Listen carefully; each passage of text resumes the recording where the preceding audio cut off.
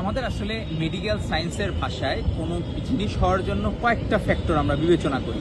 ধর আপনার 8-10টা ফ্যাক্টর থাকে, সেই জায়গায় যে তার যে ডায়াগনোসিসটা হয়েছে সেই জায়গায় হচ্ছে আপনার 10-12টা যদি প্রিডিসপোজিং ফ্যাক্টর থাকে, যে এগুলোর কারণে তার এই স্ট্রোকটা ইনিশিয়েট হয়েছে। তার মধ্যে একটা কারণ হচ্ছে এই মানসিক কারণটা হলো অন্যতম একটা কারণ, যার জন্য সল্লি নাসিরউদ্দিন পাটোয়ারি সহ জামাতের অনেক নেতৃবৃন্দ এটার জন্য দায়ী। কিন্তু বিষয়টা হলো 10টা কারণের একটা কারণ, এটা হলো আমরা বলতে পারি সেই হিসাবে যে নাসিরউদ্দিন পাটোয়ারি যে মেন্টাল ট্রমাতে তাকে রেখেছিলেন, এই কারণে হয়তোবা আব্বাস ভাইয়ের এই স্ট্রোকটাকে ইনিশিয়েট হয়েছে। তো তার মতো একজন বর্ষিয়ার নেতা কখনো এই ধরনের মব ডিজার্ভ করেন না। কোনো একটা কিছু সে চাঁদাবাজির প্রমাণ আজ পর্যন্ত দেখাইতে পারে নাই নাসিরউদ্দিন পাটোয়ারি, শুধুমাত্র নামমাত্র তার বিরুদ্ধে দুর্নাম করে যায়। তো এই যে এই দুর্নামের রাজনীতি, অপরাজনীতি, এইসব রাজনীতি তো কখনোই প্রত্যাশিত না। তাকে কোনোদিন তো শুনলাম না ফ্যাসিস্ট লীগের যারা ছিল তার আশপাশে যারা লোকজন এদেরকে নিয়ে কোনো কিছু বলতে। তার আশপাশে যারা লোকজন এরা ছাত্রলীগ করা, অনেকেই ছাত্রলীগ করা, তারা যে একসময় চাঁদাবাজি করতে এই ক্যাম্পাসে, তাদেরকে নিয়ে কিছু বলে না। সে নিজে চাঁদাবাজদের নিয়ে ঘুরে আর সম্মানিত ব্যক্তিদেরকে চাঁদাবাজ বলে সে আখ্যা দেয়। তো এই ধরনের অপরাজনীতি নাসিরউদ্দিন পাটোয়ারি জেনজির একজন নেতা বা প্রতিনিধি হিসাবে এই ধরনের মব সৃষ্টি করা এবং ইন্টেনশনালি একজনকে ব্যক্তিগতভাবে চরিত্র হনন করা।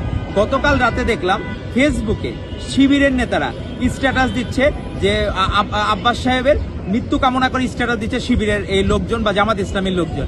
এটা আসলে কি আমাদের মহানবী হযরত মুহাম্মদ সাল্লাল্লাহু আলাইহি ওয়াসাল্লাম নিজের শত্রুরও উনি কখনো কোনো কিছু মৃত্যু কামনা করা বা কোনো কিছু কখনোই করেন নাই। আমাদের মহানবী সাল্লাল্লাহু আলাইহি ওয়াসাল্লাম, যাকে আমরা বিশ্বের সর্বশ্রেষ্ঠ মহামানব ধরি সর্বকালের ইতিহাসে, উনি পর্যন্ত এরকম যে তার সর্বোচ্চ ক্ষতি করেছে সেরকম ব্যক্তিরও কোনোদিন উনি ন্যূনতম ক্ষতি কামনা করেন নাই। তো তারা কোন ইসলামে বিশ্বাসী? যারা জামাত ইসলাম বা শিবির করে, সেটাই তাদের কাছে আমার জিজ্ঞাসা যে তারা কোন ইসলামে বিশ্বাসী, যে একজন মানুষের মৃত্যু কামনা করা যেখানে সে কিন্তু কারো কোনো ক্ষতি করছে এর প্রমাণ কোনোদিন দেখাইতে পারে নাই। তো এগুলো আমাদেরকে মর্মাহত করে। নতুন বাংলাদেশে এই ধরনের ইসলামকে বিক্রি করে রাজনীতি, অপরাজনীতি, কারো মৃত্যু কামনা করা, কেউ চাঁদাবাজি না করলেও তাকে চাঁদাবাজ বলে এস্টাবলিশ করার চেষ্টা করা, অপচেষ্টা করা, এই রাজনীতিগুলো আমরা বাংলাদেশে আর চাই না। আমরা চাই আব্বাস সাহেবের সুস্থতা কামনা করি, আর তাদের কাছ থেকে আশা করব যে গতকাল জামায়াতে ইসলামের আমির উনি গিয়েছিলেন আব্বাস সাহেব দেখার জন্য, নাসিরউদ্দিন পাটোয়ারি সুস্থতা কামনা করেছেন, সারা বাংলাদেশের মানুষই তার জন্য সুস্থতা কামনা করছেন।